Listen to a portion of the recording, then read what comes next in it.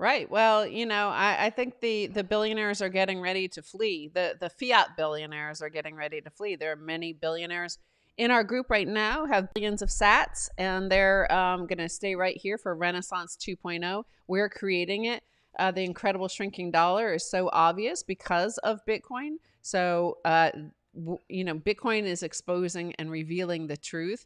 And the truth is obvious to the likes of Richard Branson, who, by the way, is a very early holder of Bitcoin and accepted one of the very first companies in the world to accept Bitcoin back in like 2011 or 12. So, yeah, 2012 for Virgin Galactic. And the thing is, like, he's seen the writing on the world on the wall. You better escape while you can. So if they, if maybe their plan is like they see the writing on the monetary wall, they see the incredible shrinking dollar, they see their privilege ending, they see the end of, the Cantillon effect, and they're going to get the hell off this planet. Yeah, it's amazing that the Virgin Galactic took Bitcoin to secure places on his space shuttle, and he converted it immediately to fiat money. Didn't hold any on his balance sheet. So the people who bought those tickets when Bitcoin is a few $100s are probably regretting that choice. They talk about people wasting money on buying a toaster or a camera with Bitcoin back in 2011, 2012. Imagine putting up $250,000 or $500,000 for 2 seats back then. Would now be worth over $1 billion. And of course, they didn't keep it in their balance sheet either. So that's the way things were back in 2011. Their emphasis on payments was really strong at that time. And digital gold, as we now have come to understand more fully, was still not firmly entrenched in the mindset.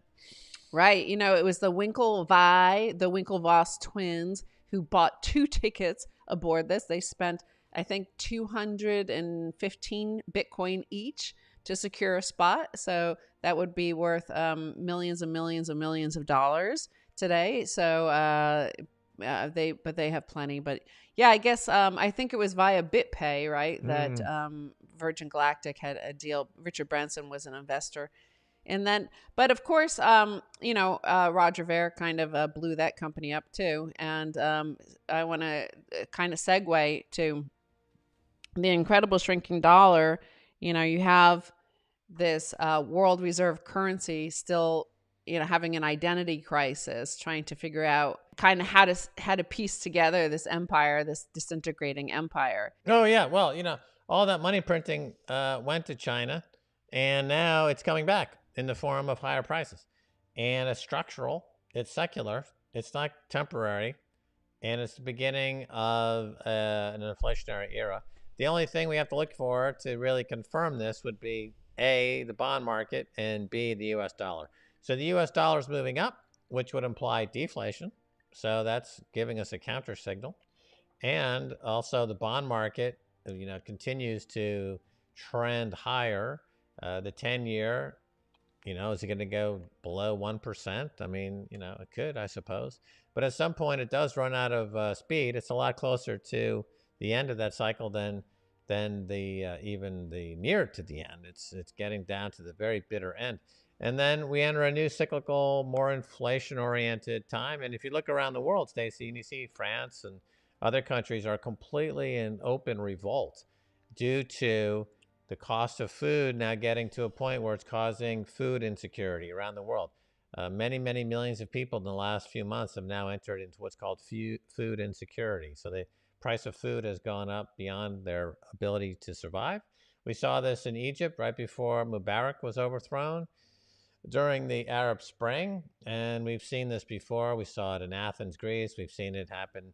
The U.S. is insulated to some degree, but There was $6 trillion sent out in stimulus.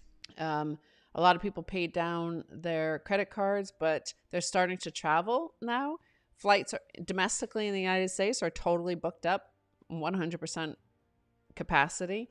I think international travel maybe isn't as easy, but the freight costs, the containers from China, from Shanghai to Los Angeles, are up 500% in the past year. Adjusting for, the collapse in trade last year for some bit of it, like even back to 2019, it's way up. Volume is up from the previous all-time high. The previous all-time high in volume of actual goods coming from China to, Los Angeles was in 2017. Now the 2020 passed it to June 2020, passed it by 26%. So all of that stimulus, all of that printed money is making its way to China. How long they continue to send us their goods for this incredible shrinking dollar, we don't know, but that is the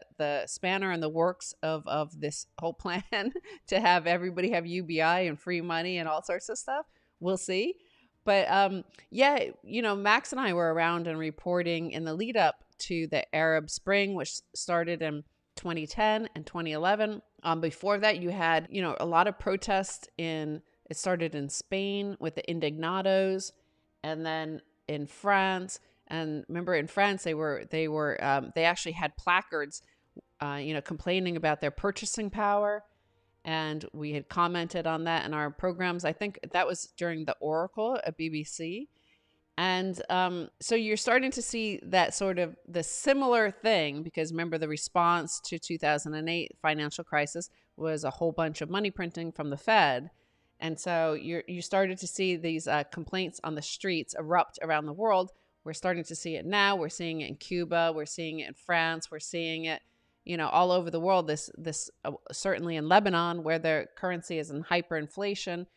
So you're starting to see very similar, rhyming to what happened post 2008 financial crisis. But I think you can clearly see there's way more money that was printed this time around. Yeah. Well, people are slow to, revolt because it's dangerous, and a lot of them get into a huge difficulty as a result of it. They're saying goodbye to the past. They're putting their families in jeopardy.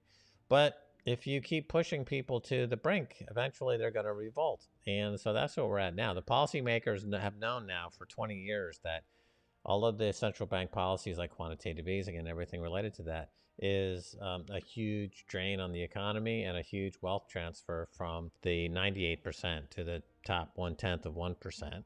And it's very, very obvious. It was very metaphorically stark reality when you have now billionaires flying into space, essentially on junkets, for fun.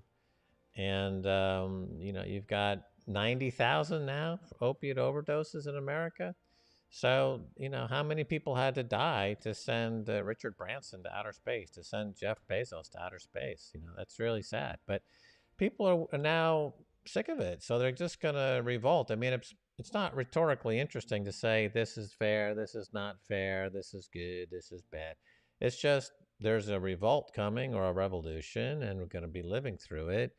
And that's very exciting. As journalists, it's very exciting. As Bitcoiners, it's great because we're going to see our Bitcoin go to multi-$100,000 per coin as central banks disintegrate. Okay, I'll take it. We've been predicting it, and now it's here.